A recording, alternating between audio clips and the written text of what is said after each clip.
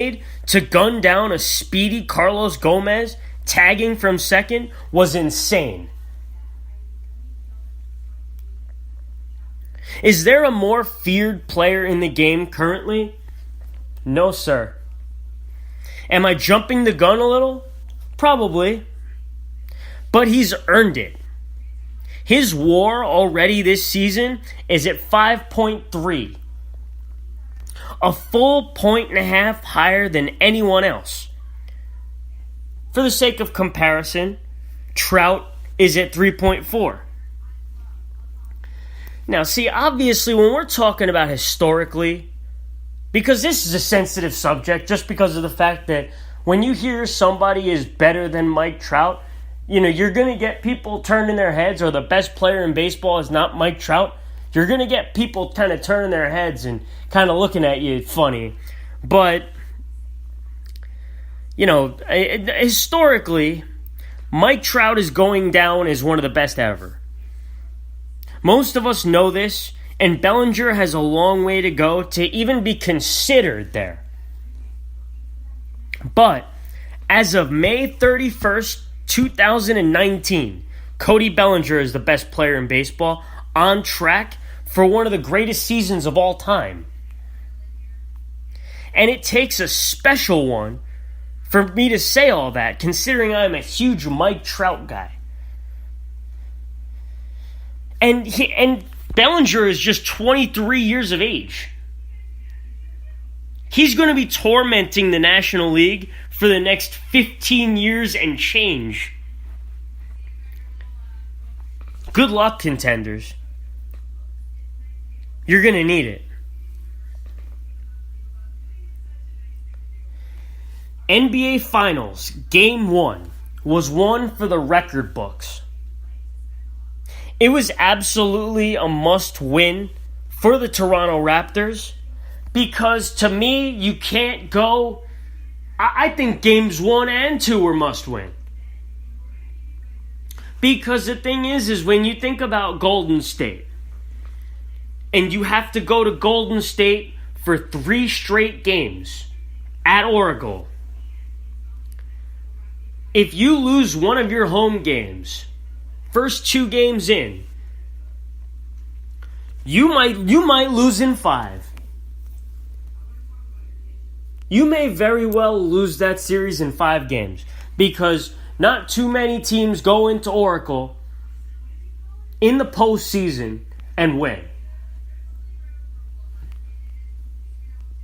Especially when they're amped up. When they've just lost a game or two, they go, there's just Steph Curry and Klay Thompson, they can turn it on and they can beat you from everywhere.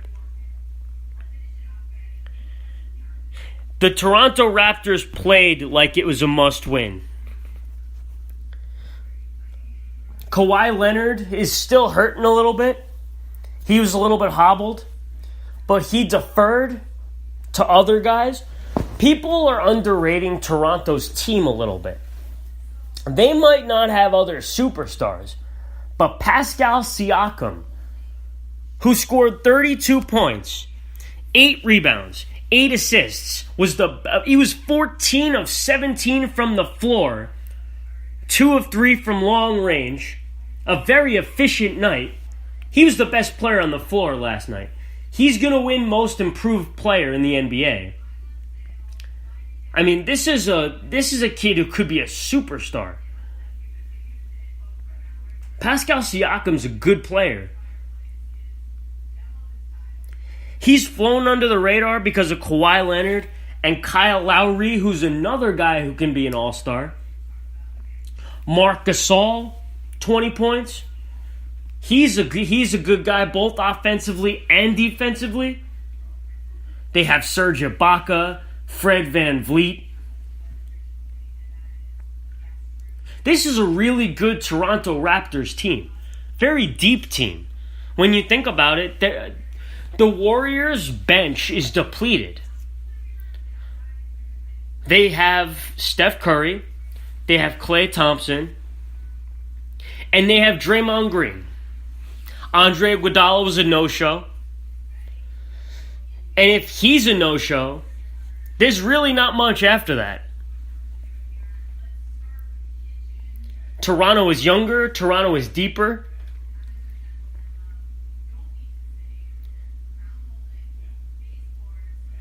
But Lowry was off. Leonard wasn't on his game by any stretch.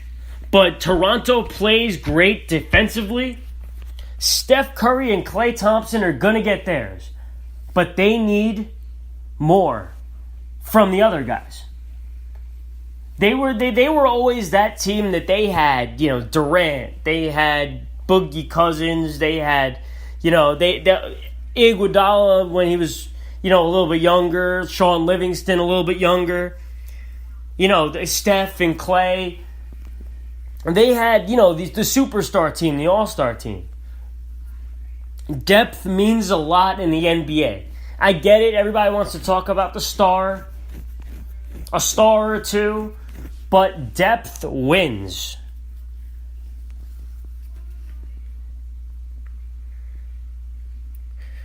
The Warriors activated DeMarcus Cousins, but they're trying to figure out a way to insert him into the lineup without messing with the flow that they had going.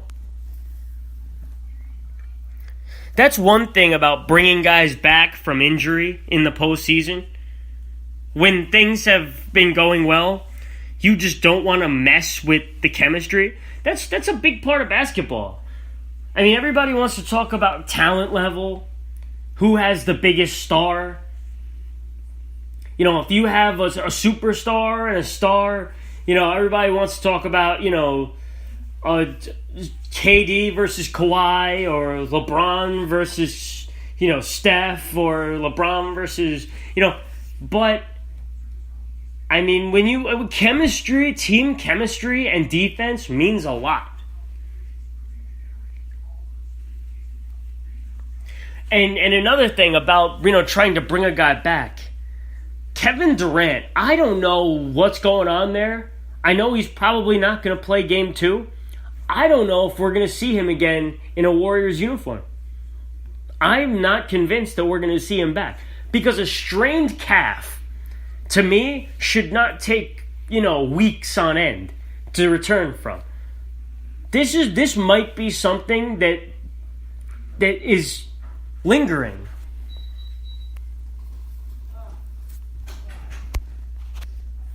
And, I mean...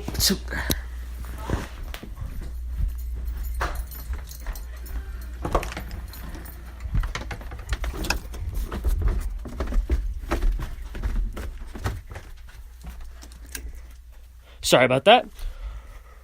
And, I mean, the thing is that I don't know if they're just using Kevin Durant as, putting it into the back of their minds and in the back of Toronto's heads that they can bring Kevin Durant back. He's going to come back and, we're just going to take over this series.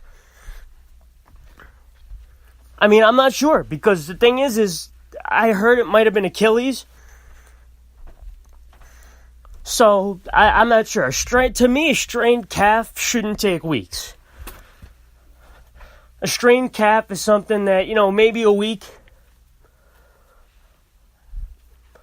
The severity of this injury, and the thing is when you're thinking about he's going into free agency, do you want to, risk... getting that... he's going to get that big contract anyway. But do you want to risk your health to come back? I'm not really sure if he would really want to do that. I mean, we'll see what happens there. Now, this series is just getting started. Like I said, it is imperative that the Raptors stand their ground at home, because nobody has been able to play at the Oracle against this team for 3 straight games and live to tell the tale. This is a tough place to play, tough place to win. This has been a good start for Toronto. Now they need to win game 2 and make this a series. Show everybody that this isn't just some sort of fluke either.